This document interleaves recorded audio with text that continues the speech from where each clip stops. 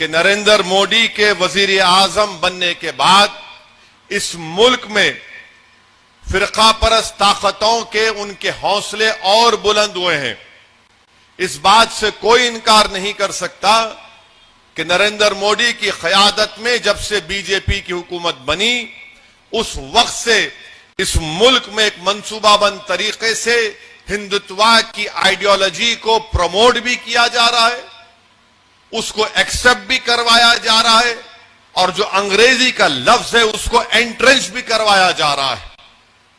इस बात से कोई इनकार नहीं कर सकता कि जब से बीजेपी की नरेंद्र मोदी की क़यादत में हुकूमत बनी, इस हुकूमत ने पूरी कोशिश कर रही है कि भारत के मुस्लिम माइनॉरिटीज को उनसे सौतेला सलूक किया जाए और इनकी पूरी कोशिश यही है कि भारत में जितने कमजोरियां और गलतियां होती हैं वो गलतियां और कमजोरियां नरेंद्र मोदी के सरकार की गलत पॉलिसियों की बुनियाद पर होती है, तो वो उसका इल्जाम मुसलमानों पर लगाकर अपनी कमजोरियों को, अपनी बदनामियों को छुपाने की कोशिश करते हैं।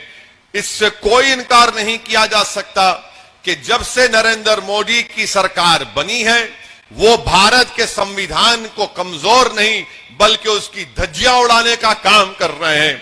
इससे कोई इनकार नहीं किया जा सकता कि जब से नरेंद्र मोदी भारत के वजीर आजम बने हैं, हमारे कॉन्स्टिट्यूशन में, हमारे आईन में जो theory of separation of powers है उसको नरेंद्र मोदी बहैसियत एग्जीक्यूटिव उसको धज्जियां उड़ा रहे हैं, उसको कमजोर कर रहे हैं। इससे कोई इनकार नहीं किया जा सकता कि जब से नरेंद्र मोदी भारत के वजीर आजम बने हैं ये हुकूमत सिर्फ एक मजहब को प्रमोट कर रही है, जबकि हुकूमत का काम यह होता है कि वो किसी भी मजहब को प्रमोट ना करे। हुकूमत का कोई मजहब नहीं होता, मगर यह हुकूमत एक मजहब को प्रमोट कर रही है और इसके प्रमोशन में सबसे ज्यादा काम अगर कोई सेल्समैन का कर रहा है तो उसका नाम भारत के वजीर आजम नरेंद्र मोदी का सफ़े अव्वल में शामिल होगा। इससे कोई इनकार नहीं किया जा सकता कि जब से नरेंद्र मोदी की हुकूमत बनी है अनकॉन्स्टिट्यूशनल तरीके से अपनी अददी ताकत की बुनियाद पर भारत की लोकसभा में अनकॉन्स्टिट्यूशनल कानून को बनाया जा रहा है जिसमें ट्रिपल तलाक भी शामिल है। ट्रिपल तलाक का कानून अनकॉन्स्टिट्यूशनल है। यह कानून बनाकर नरेंद्र मोदी की हुकूमत ने यह बता रहे हैं कि अगर इस कानून के तहत किसी मुसलमान को गिरफ्तार किया जाएगा और दूसरे मैरिजेस की एक्ट में कानून के तहत किसी को गिरफ्तार किया जाएगा और कोर्ट दोनों को सजा देती है, तो अगर किसी मुसलमान को सजा होती है तो 3 साल और किसी गैर मुस्लिम को सजा होती है तो 1 साल। ये अनकॉन्स्टिट्यूशनल है। दूसरा उसमें गलती यह की कि ये कहते हैं कि अगर कोई बेवकूफ किस्म का मुसलमान अपनी बीवी को ट्रिपल तलाक देता है तो शादी खत्म भी नहीं होती मगर उसको गिरफ्तार भी करना है। जुर्म होगा तो गिरफ्तार करना ना, मगर हमारे वजीर आजम माशाअल्लाह इतना जबरदस्त उनका आईक्यू और दिमाग है कि वो कहते हैं कि शादी तुम ट्रिपल तलाक भी बोलो तो शादी नहीं टूटेगी मगर तुमको जेल भेजाएंगे। ये नरेंद्र मोदी की हुकूमत का गलत फैसला था जिसका मैंने 1 मरतबा नहीं 3 मरतबा पार्लियामेंट में मैंने इसकी मुखालिफत की और बीजेपी से उस वक्त भी और आज भी कह रहा हूं, इस मुल्क में अगर औरतों के हिफाजत के लिए कोई कानून बनना है, खवातीन के लिए, वुमेन के लिए, तो डिजर्शन के खिलाफ कानून बनना चाहिए। यह नहीं हो सकता कि आज हमारे देश में, हमारे कंट्री में 3.2 मिलियन ऐसी मैरिड वुमेन है, शादीशुदा है मगर अपने शौहर के साथ नहीं है। शादीशुदा है जिसमें हमारी गुजरात की एक भाभी भी शामिल है। उनको भी इंसाफ मिलना है, सबको इंसाफ मिलना, मगर उस पर कानून नहीं बनाएंगे।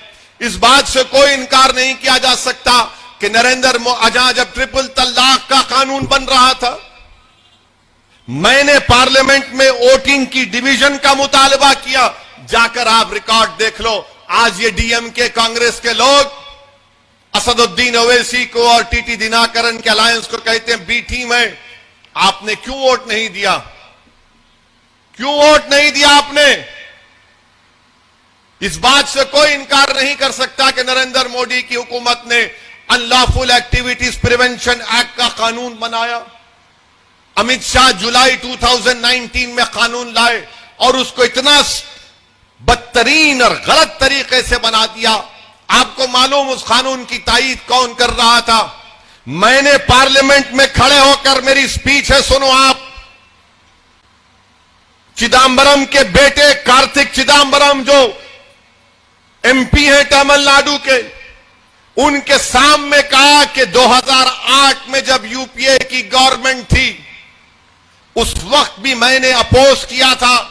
जब चिदम्बरम होम मिनिस्टर थे, मैंने यूपीए के साथ होते हुए मैंने उस बिल की मुखालिफत की और उस वक्त भी कहा, 2019 में जब अमित शाह उसके अमेंडमेंट लाए, उस वक्त भी कहा यह कानून का इस्तेमाल सिर्फ मुसलमान पर, दलित पर, आदिवासी पर और उन इंटेलेक्चुअल्स पर होगा जो एंटी गवर्नमेंट होंगे।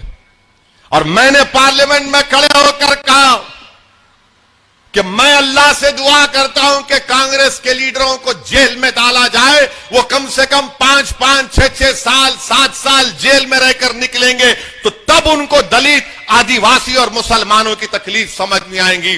तो कांग्रेस के पूरे एमपी खड़े हो गए, कार्तिक चिदम्बरम भी खड़े हो गए। मैंने कहा तकलीफ हुई ना अब तुमको तकलीफ हुई ना अब?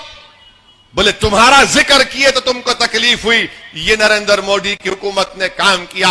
कांग्रेस पार्टी ने यूएपीए बिल का सपोर्ट किया। मैं डिवीजन का मुतालबा किया, वोटिंग का, तो क्या डीएमके ने वोट दिया? कांग्रेस तो आज डीएमके के साथ भाई भाई बन के फिर रहे, मोदी का साथ दिए। और डीएमके जब मैं वोटिंग किया, वोटिंग का डिवीजन का मुतालबा किया, तो डीएमके वॉकआउट कर गए। मैं पूछा डीएमके के लोगों को, अरे वोट डालो ना। वो नो, इनफ, हम जा रहे, वी आर गोइंग। मतलब क्यों जा रहे? ठहर के रजिस्टर कराओ। नहीं, सिटीजन अमेंडमेंट बिल लाया गया, मैंने पार्लियामेंट में उस बिल को फाड़ा अनकॉन्स्टिट्यूशनल कहकर।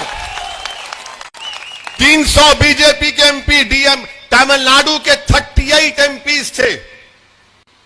मैंने डिवीजन किया, बोला वोटिंग करो, डीएमके चले गए, कांग्रेस पार्टी चले गई। आपको मालूम, मैं जब वोटिंग का मुतालबा डिमांड किया तो मेरे को खाली 6 वोट मिले। 6 वोट मिले मेरे को। डीएमके वोट नहीं दिए, कांग्रेस वोट नहीं दिए, और आकर बोलते हम CAA को इंप्लीमेंट नहीं करेंगे।